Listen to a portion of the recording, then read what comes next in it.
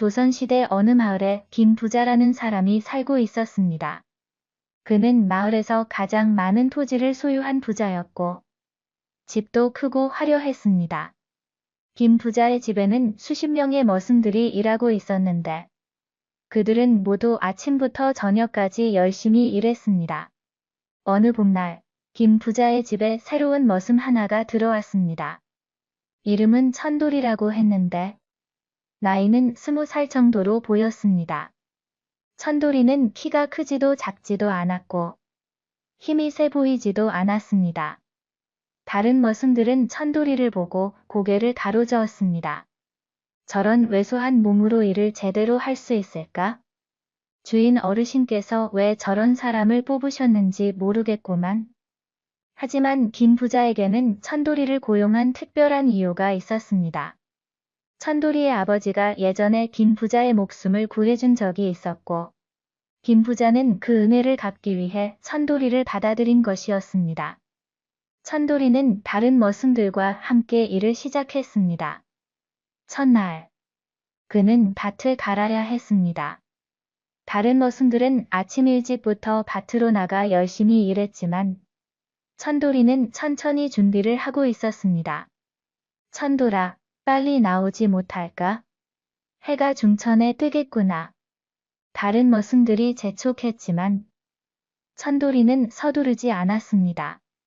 그는 밭으로 나가기 전에 호미와 쟁기를 이리저리 살펴보고 소의 상태도 꼼꼼히 확인했습니다. 드디어 밭에 도착한 천돌이는 땀을 유심히 관찰했습니다.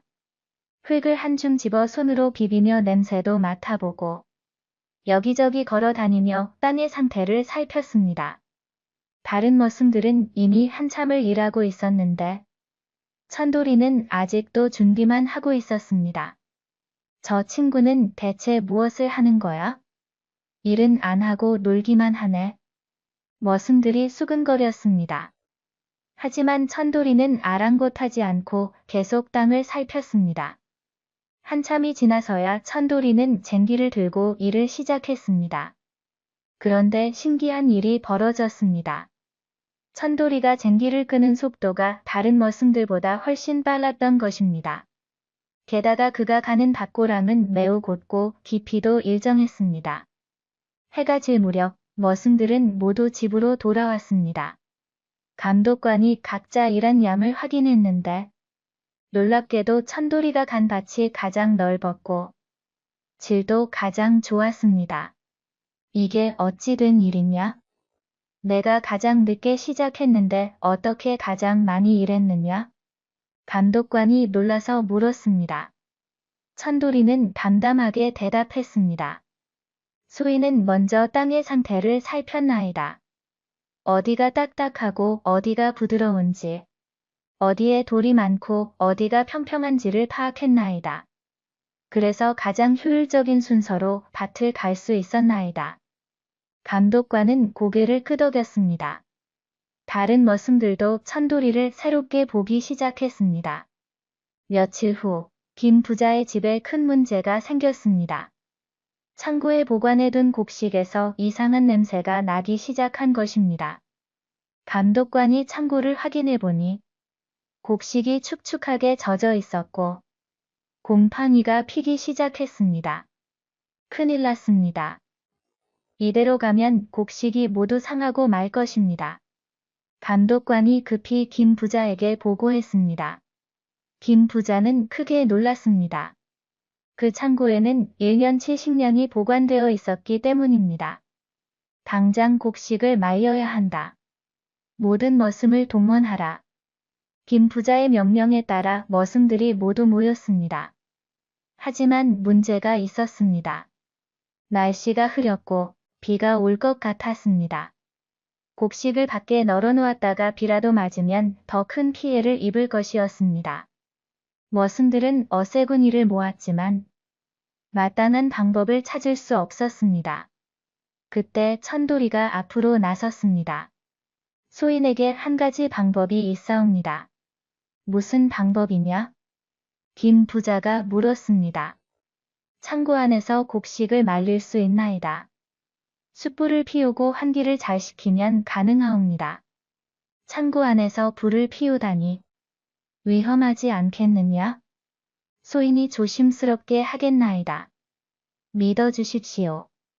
김 부자는 고민했지만 다른 방법이 없었기에 천돌이에게 맡기기로 했습니다. 천돌이는 우선 창고의 환기구를 확인했습니다. 그리고 창고 이곳저곳에 작은 통풍구를 더 만들었습니다. 그 다음 창고 안 여러 곳에 화로를 넣고 숯불을 피웠습니다. 하지만 불꽃이 튀지 않도록 특별히 제작한 화로를 사용했습니다. 천돌이는 밤낮으로 창고를 지켰습니다. 숯불의 온도를 조절하고 환기 상태를 확인하며 곡식의 상태를 수시로 점검했습니다. 사흘 밤낮을 꼬박 세운 끝에 곡식은 완전히 말랐고 곰팡이도 더 이상 번지지 않았습니다. 대단하구나. 내가 아니었으면 큰 손해를 입을 뻔했다. 김 부자는 크게 기뻐하며 천돌이에게 상을 내렸습니다. 하지만 천돌이는 겸손하게 사양했습니다. 소인은 당연한 일을 했을 뿐이옵니다. 이 이후 천돌이는 김 부자의 집에서 특별한 대우를 받게 되었습니다. 다른 머슴들도 천돌이를 존경하게 되었습니다. 여름이 되자 비가 많이 내렸습니다. 김 부자의 논에 물이 너무 많이 차서 벼가 잠길 위기에 처했습니다. 감독관과 머슴들이 급히 물을 빼려고 했지만 쉽지 않았습니다. 물이 너무 많습니다. 이대로 가면 올해 농사를 망칠 것입니다. 모두가 당황하고 있을 때 천돌이가 논둑을 따라 걸으며 여기저기를 살폈습니다. 그리고 한 곳을 가리키며 말했습니다. 저곳을 파면 물이 잘 빠질 것이옵니다. 어찌 그것을 아느냐? 땅의 경사와 흙의 상태를 보면 알 수 있나이다. 저곳이 가장 낮은 곳이고 흙도 물이 잘 빠지는 흙이옵니다. 천돌이의 말대로 그곳을 파자. 정말로 물이 빠르게 빠져나갔습니다. 벼는 무사했고 그의 농사는 풍년을 이루었습니다. 가을이 되자 추수를 해야 했습니다. 김 부자의 집은 땅이 워낙 넓어서 추수하는데 많은 시간이 걸렸습니다. 보통은 한 달 가까이 걸리는 일이었습니다. 천돌이는 머슴들을 모아놓고 말했습니다. 우리가 힘을 합치면 보름 안에 추수를 끝낼 수 있을 것이옵니다. 그게 가능하겠느냐? 우리가 아무리 열심히 해도 한 달은 걸리는데 방법이 있나이다. 우선 사람들을 여러 조로 나누고 각 조마다 역할을 정하는 것이옵니다.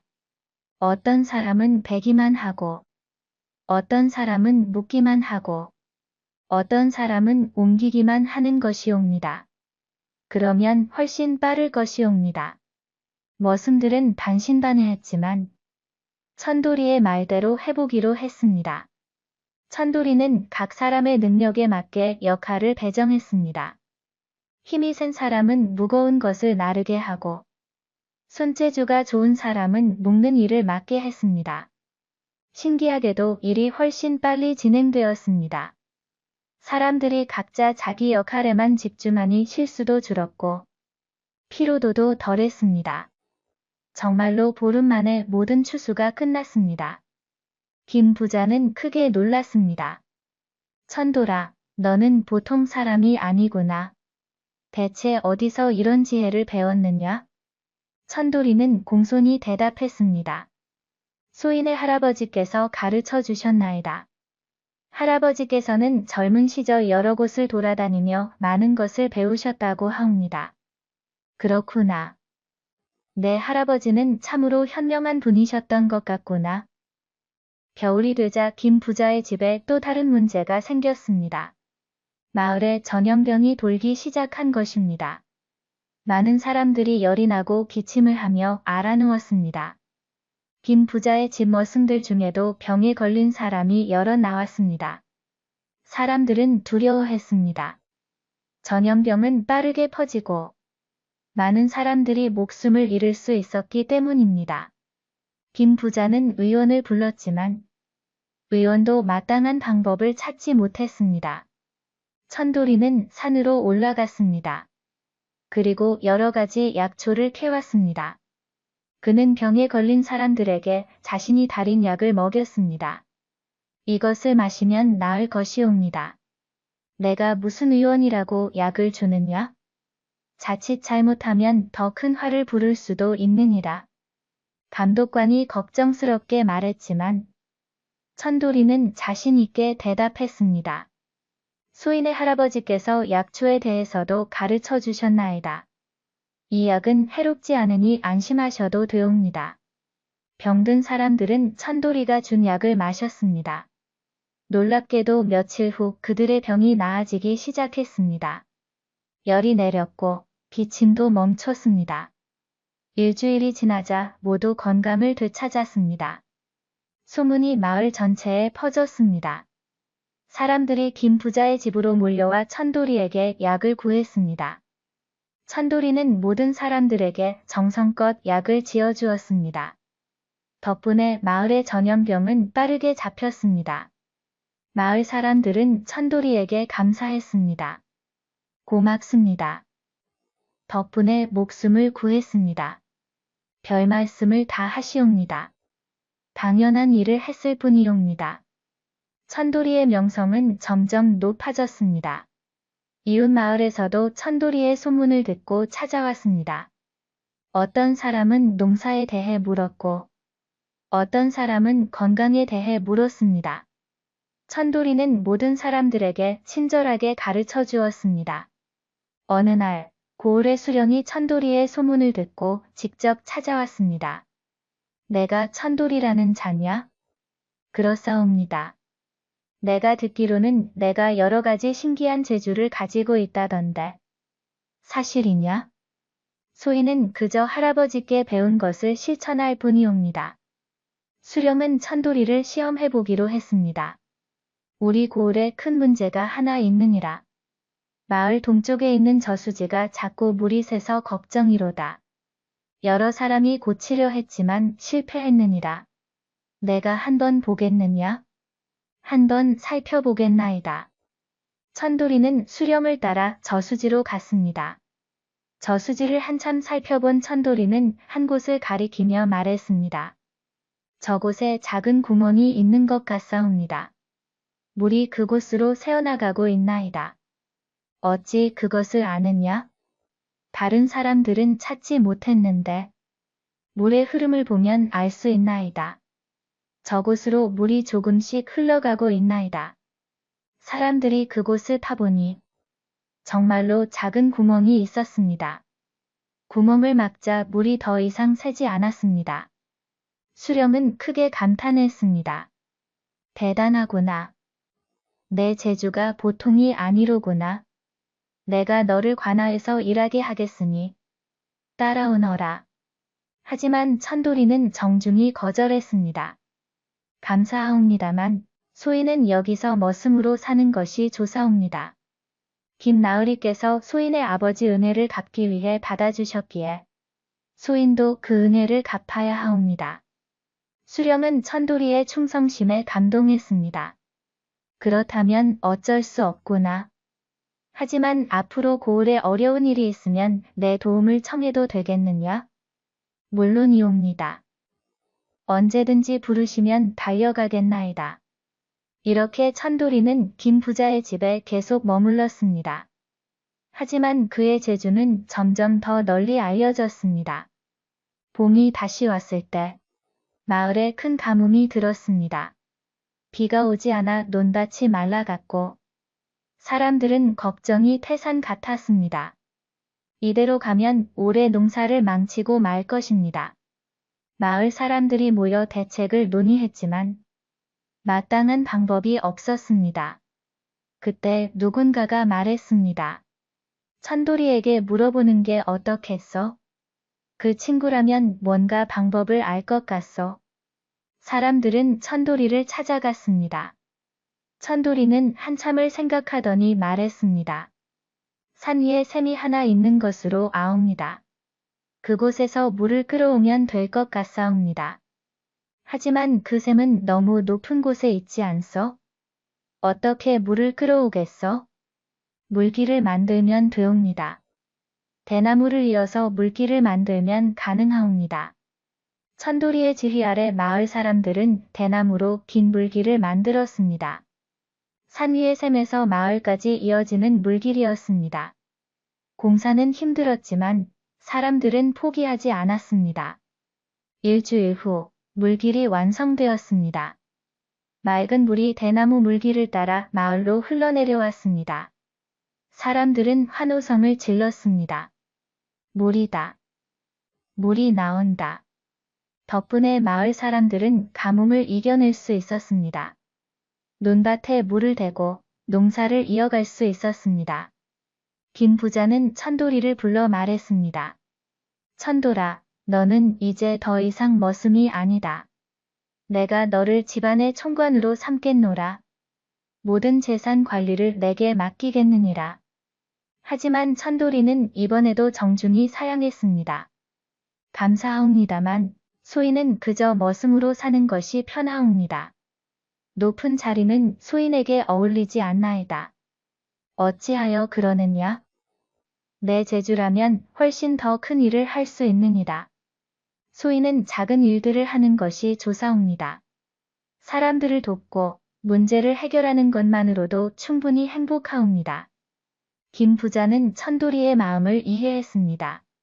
그렇다면 내 뜻대로 하여라. 하지만 내가 원하는 것이 있으면 언제든 말하거라. 고맙습니다. 나으리. 세월이 흘러 천도리는 나이가 들었지만 여전히 김 부자의 집에서 일했습니다.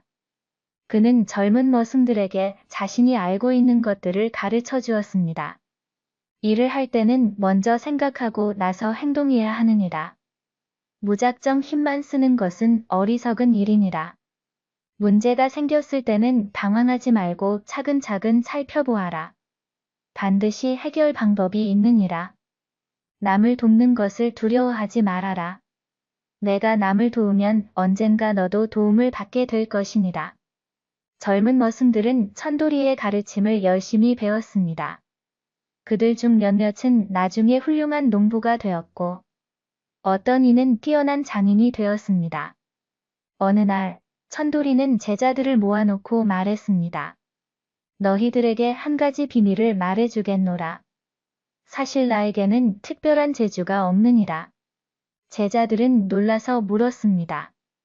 그게 무슨 말씀이십니까? 스승님께서는 온갖 어려운 일을 다 해결하시지 않으셨습니까? 그것은 재주가 아니라 관찰과 생각의 결과니라. 나는 항상 주변을 관찰했고 문제가 생기면 깊이 생각했느니라. 그리고 할아버지께 배운 지식을 활용했을 뿐이니라. 그렇다면 우리도 할 수 있다는 말씀이십니까? 물론이니라. 너희도 관찰하고 생각하는 습관을 들이면 얼마든지 할 수 있느니라. 중요한 것은 재주가 아니라 태도니라. 제자들은 스승의 말에 깊이 감동했습니다. 천도리가 나이가 들어 세상을 떠났을 때 마을 사람들은 모두 슬퍼했습니다. 그들은 천도리를 기리기 위해 마을 입구에 작은 비석을 세웠습니다. 비석에는 이렇게 적혀 있었습니다. 영특한 머슴 천도리. 그는 신기한 재주로 많은 사람을 도왔도다. 그러나 그가 가장 신기한 재주는 겸손한 마음과 남을 돕는 정신이었도다. 천도리의 이야기는 대대손손 전해졌습니다. 사람들은 그의 이야기를 들으며 교훈을 얻었습니다. 재주보다 중요한 것은 그것을 어떻게 사용하느냐는 것. 높은 자리보다 중요한 것은 바른 마음이라는 것. 그리고 진정한 지혜는 관찰과 생각에서 나온다는 것을 배웠습니다. 지금도 그 마을에서는 천도리의 이야기가 전해지고 있습니다.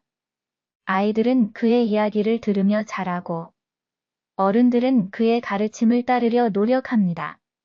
천도리는 비록 평범한 머슴이었지만 그의 지혜와 선한 마음은 영원히 사람들의 기억 속에 남아 있습니다. 들어주셔서 감사합니다. 구독과 좋아요 부탁합니다.